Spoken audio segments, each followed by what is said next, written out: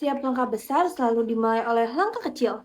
Assalamualaikum warahmatullahi wabarakatuh. Halo semuanya, kami dari kelompok 1, anggota kami terdiri dari Aurelia Nesya, Ayuning Tias, Kanya Lukia, Syawa Anindya Zahra, Nurmila Juliana, dan Muhammad Haidar.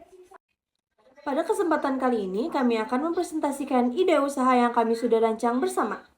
Mulai dari latar belakang usaha, proses produksi, strategi pemasaran, dan desain kemasan yang sudah kami buat. Nah, kita memilih dimsum goreng karena dimsum goreng merupakan makanan ringan dengan teksturnya di luar dan lembut di dalam, sehingga cocok dikonsumsi oleh semua kalangan.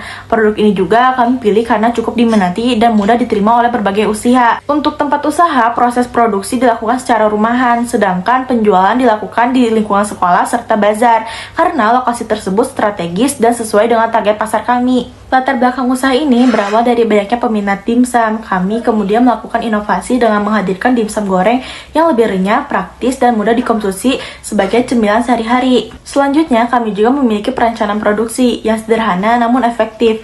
Alat produksi yang digunakan antara lain kompor, wajan, spatula, saringan minyak, mangkuk, dan piring. Alat-alat ini mudah didapatkan dan cukup untuk menunjang proses produksi. Untuk bahan produksi, kami menggunakan kulit dimsum, daging ayam sebagai isian utama, tepung tapioka untuk menambah tekstur, daun bawang sebagai penambah aroma, berbagai bumbu, serta minyak goreng berkualitas agar hasil dimsum gurih dan renyah. Selain produk, kami juga memperhatikan desain kemasan. Kami menggunakan kemasan box makanan berbahan karton yang praktis dan aman untuk produk gorengan. Desain kemasan dibuat sederhana namun menarik, dilengkapi dengan logo sebagai identitas produk agar mudah dikenali oleh konsumen. Perkenalkan, nama saya Aurelia Nesya. Saya akan menjelaskan slide 5 dan 6. Nah, di slide 5 ini ada proses produksi dimsum goreng. Diawali dengan kita persiapan bahan. Kita membeli bahan utama seperti ayam, tepung, telur, dan kulit dimsum. Nah, yang kedua, kita membuat adonan. Membuat adonan dari bahan-bahan yang sudah kita beli, kita campurkan hingga merata hingga membentuk atau mencapai tekstur yang kita inginkan dan siap dibentuk. Yang ketiga, kita siapkan kulit dimsum, lalu di atasnya ditaruh adonannya, terus dikasih keju dan tutup lagi pakai adonan. Habis itu kita lipat-lipat dan udah jadi. Habis itu setelah jadi, kita masuk ke tahap penggorengan. Nah, kita menggoreng dimsum pakai minyak panas ya sampai berwarna kuning keemasan. Habis itu setelah ditiriskan, kita masukkan ke kemasan agar siap untuk dijual. Nah, selanjutnya slide 6 ada analisis SWOT. Nah, strength atau kekuatannya ada yang rasa yang gurih, renyah, terus harganya juga terjangkau. Weakness-nya atau kelemahannya tidak terlalu mengenyangkan. Dan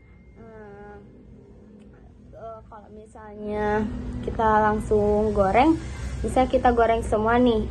Jadi kayak kelemahannya tuh kayak apa sih, gampang melempem, jadi kayak nggak selalu crispy. Jadi kita ngegorengnya tuh di tempat, jadi agar tetap kayak customer tuh ngerasa kayak ini tuh masih panas, masih anget gitu.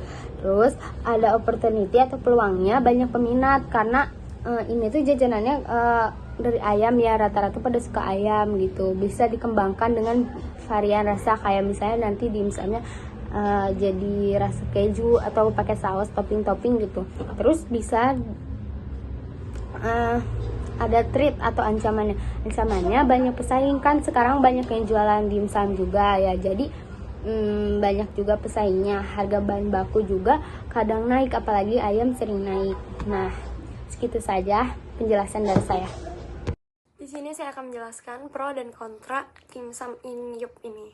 Yang pertama, pro-nya tuh dimsum ini tuh sangat amat praktis. Kita bisa nemuin dimsum ini di mana aja.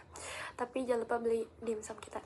Terus yang kedua, teksturnya itu yang benar-benar pecah banget, dari lembutnya si adonan dimsum ketemu sama keju yang melt, itu tuh benar-benar pecah di mulut gitu.